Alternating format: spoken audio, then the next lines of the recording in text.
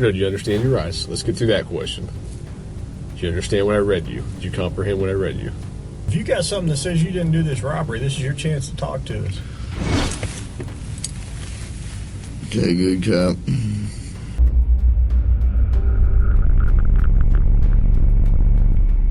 They thought they had their suspect cornered.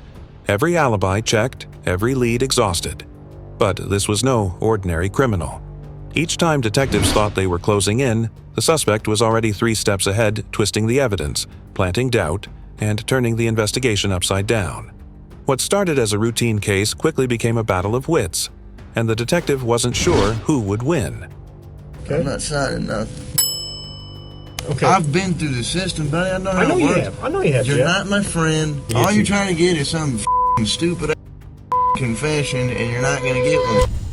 On a seemingly ordinary night in 2011, panic erupted at a local 7-Eleven as reports of an armed robbery flooded police lines. By the time officers arrived, the suspect had vanished until a nearby disturbance led them to a known heroin addict with a gun. With no other leads, they made the arrest and brought him in for questioning. That addict was Jeff Pearson, the very man behind the robbery. What followed became one of the rare cases where a suspect outsmarted the police at their own game, all while enduring the agony of severe heroin withdrawal. This is what happens when a suspect outsmarts the cops. In 2011, Jeff Pearson spent 24 hours in custody after a robbery arrest, but instead of the usual 10 years to life in Georgia, he walked free without serving a single day. The rare interrogation footage, first uploaded to his own YouTube channel, shows him turning the tables on police while being served drinks and candy. Across 3 sessions totaling just 15 minutes, Jeff calmly deflected every tactic. I need methadone. You need methadone? Yeah, you guys can get me that methadone? I don't have any. Do you have medication for it, or a prescription for it? No. The video begins with him handcuffed in a small windowless room, dressed in prison scrubs, while officers outside prepared their questions unaware they were about to be outplayed. Am I under arrest? For now. I'm under arrest? Yeah, I'll explain everything, but before I explain myself to you, before we talk to each other, I need to read your rights, okay? What am I under arrest for? Well, like I said, I need to read your rights first. Obviously, the charge is robbery, okay? Jeff opens by asking if he's under arrest and on what grounds, a calculated move that shows he knows exactly what he's doing. From there, the strategy is simple. If you're not being detained, you can walk out. If you are, you immediately request a lawyer and say nothing until they arrive. Both approaches stop police questioning in its tracks and give you the best chance of building a solid defense. Ironically, in the U.S., officers are legally obligated to inform you of these rights, which is exactly what the detective proceeds to do with Jeff. You have the right to remain silent. Anything you say can will be used against you in the court of law. You have the right to talk to a lawyer for advice before we question you. If you cannot afford to hire a lawyer and you want one, a lawyer will be provided for you. If you decide to answer questions now without a lawyer present, you'll still have the right to stop answering questions at any time. Does that make sense? You've probably heard these before, haven't you? These 3 points are vital, yet often overlooked in the panic of an arrest. Because they're repeated so often in TV shows and movies, most people tune them out, missing the fact that they're actually valuable tools to protect yourself while in custody. What the detective didn't mention is that if you request a lawyer while under arrest, all questioning must stop immediately, and you have the absolute right to remain silent until your attorney is present. He finished reading the rights with a subtle jab at Jeff's past, a tactic meant to quietly remind him of his prior convictions. Jeff has been clearly informed of his right to remain silent, and that's exactly what he chooses to do. Do you understand your rights, Jeff? Yes or no? You understand? We're getting paid more than you are, so we can sit here for a long time, man. I just need you to answer me yes or no. Do you understand your rights? Let's get through that question. The lead detective leans back in his chair, a gesture meant to project calm and patience, as if Jeff's silence doesn't bother him. In reality, body language like this often reveals underlying tension. It's clear the detective knows the next few hours are going to be challenging. If you got something that says you didn't do this robbery, this is your chance to talk to us.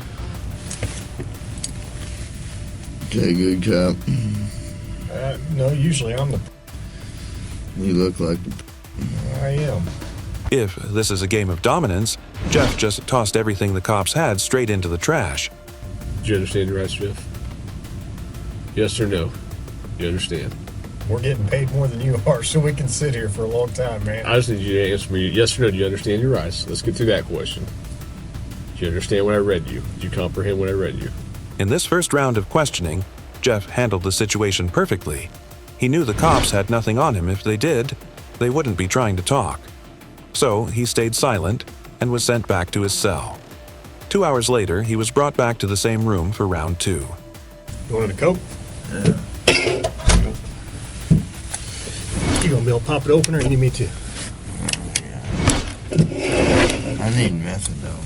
You need methadone? Yeah, you guys can get me that methadone. What do you need methadone for? Because I'm a junkie and you guys, I can't get no methadone. You know? Before returning to the interrogation room, all Jeff asked for was a can of soda. Once inside, he quickly brought up the withdrawal symptoms he was likely already feeling. The methadone he had requested earlier could have greatly eased those symptoms and even curbed the cravings he'd probably been battling the entire time he'd been in custody. How long you been using heroin? Long time. 10 years? 15 years? I hardly been alive that long. What are you trying to talk to me about here? Talk to you about what happened last night. Look, here's the deal. Either you're in a bad set of circumstances, or you went and committed an armed robbery last night. Yeah, right? I'm in a wrong place at the wrong time, obviously. I didn't commit no robbery. All right, then let's talk about this. Let's I not don't have keep nothing. up I the don't act. talk to the police, man. Jeff is done with the small talk and wants to focus on the real issue. In his mind, he's been arrested for something he didn't do, and his only goal now is to get out as quickly as possible. Okay. I've been through the system, buddy. I know how it you works. have. I know you have, You're Jeff. not my friend.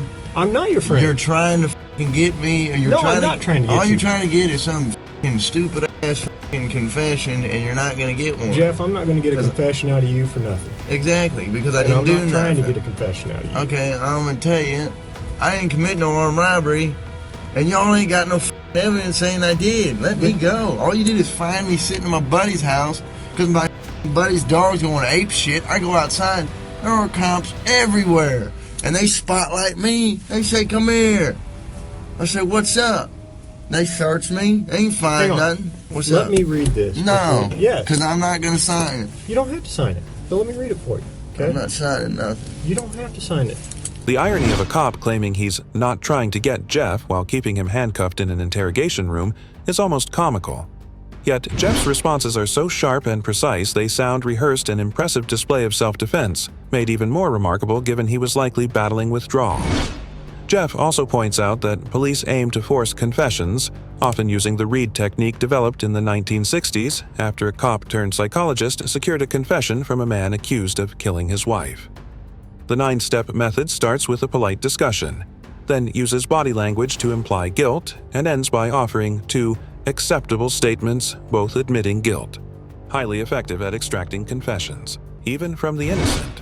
In fact, the very case it was based on collapsed when it was revealed the man Nevers killed his wife, proving he'd been coerced into a false confession, next-level gaslighting. Tell me what happened last night. Plain and simple. Your side of the story. I'm not talking to you. I'm warning you. All right. This is I what told I don't you this understand. was- I told you I this know, was but gonna this is happen. what I don't understand, What? Jeff. You were sitting there talking just like you were ready to sit here and tell me what happened last night, and then all of a sudden I read that to you, and you said, "Screw it, I ain't talking to you. I want a lawyer." I don't understand that. What changed just in the... Because I told you what, I already told you what happened. You didn't. How didn't I? You didn't tell me what happened last night. How didn't I But- just tell you what? But now you've handcuffed me, and I can't talk to you because you asked for an Well, attorney. lawyer. So, okay, that's fine. But I will tell you right now, you're still on a hold for a robbery. I know. I don't know why I need a lawyer because obviously I didn't do nothing.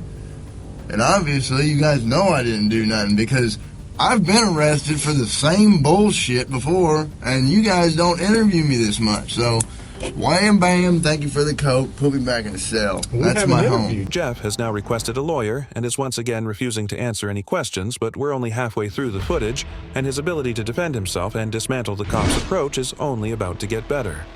At this point, the detective starts to show signs of desperation.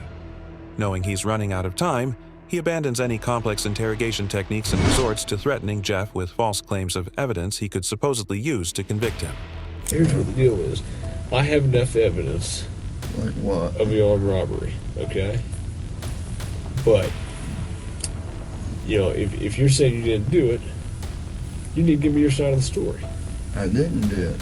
Okay, well, give me your side of the story. You got to convince me. Because I got a lot of evidence. I got a lot of physical evidence. Well, like what? Name the Well, I don't need to, why should I tell you that? If any of it were true, the goal would be to intimidate Jeff into panicking and talking.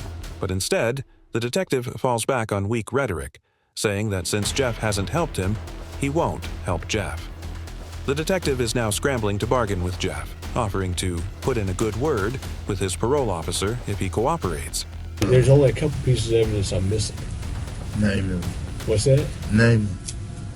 Well, why do I need to do that? You haven't helped me out at all. You give me a little bit, I give you a little bit. We go back and forth. I give you one of my pieces of evidence, now give me a little something. All right? What time do you get over to Aaron's house? No, anything I say here can and will be used against me. Sure, but anything you say here, I can also tell your parole officer that you helped me out. That doesn't mean... Jeff instantly sees through it what's a gold star worth if you're facing 20 years in prison. This only reinforces that the cops have nothing solid to charge him with, and they know their time is running out. Despite Jeff requesting a lawyer, they continue questioning him about a clear violation of the rights they've read to him 3 separate times. They push hard, bringing up the gun he was found with, dangling weak deals, and trying to scare him with what prison life would be like without the drugs he's dependent on. I'm done, man. Yes, I'm not even answering. All this shit that I just said is gonna be f***ing written in the discovery now, right? What? You haven't said nothing. I mean, every little stupid thing that you've asked me, dude, is gonna be in the discovery. I'm not even going to do discovery. The prosecutor is. Okay. So, you halfway know the system, how things work, you halfway don't. Am I right? I have to know Yeah. that the only reason I came up here is to get a f***ing Coke. Okay. And I got it. But now I want a Butterfinger. But that's not going to happen for a while. What, the Butterfinger? Yeah. Why not?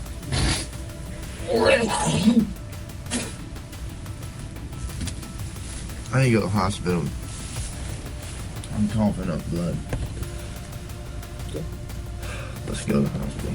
For the next 4 minutes, Jeff stays stone-faced, denying and countering everything. He knows the clock is on his side and that he's almost won. For hours, police questioned a man clearly in pain, denying him the prescribed medication that could have eased his withdrawal and pressing him on a crime they had no evidence for. Through it all, Jeff stayed calm, asking only for sodas and chocolate bars, knowing that a single misstep could cost him. He asserted his rights flawlessly, and 12 hours later, he was released from custody. From there, Jeff reportedly turned his life around. He quit heroin, continued uploading to the same YouTube channel that hosted this footage, began making music, and even shared tips on how to avoid falling for police interrogation tactics. In the end, Jeff Pearson didn't just walk out of that interrogation room a free man, he walked out as living proof that knowing your rights can be the strongest defense you have. This wasn't luck, and it wasn't some loophole, it was a masterclass in composure, timing, and refusing to play by the detective's script. Cases like this remind us that in the pressure cooker of police questioning, the smartest move is often the simplest. Stay silent, ask for a lawyer, and don't give them more than they already have. Whether you see Jeff as a manipulator, a survivor, or just a man who knew the rules better than the people enforcing them, one thing's for sure, this was a rare case where the suspect didn't just survive the interrogation, he won it. Thanks for watching,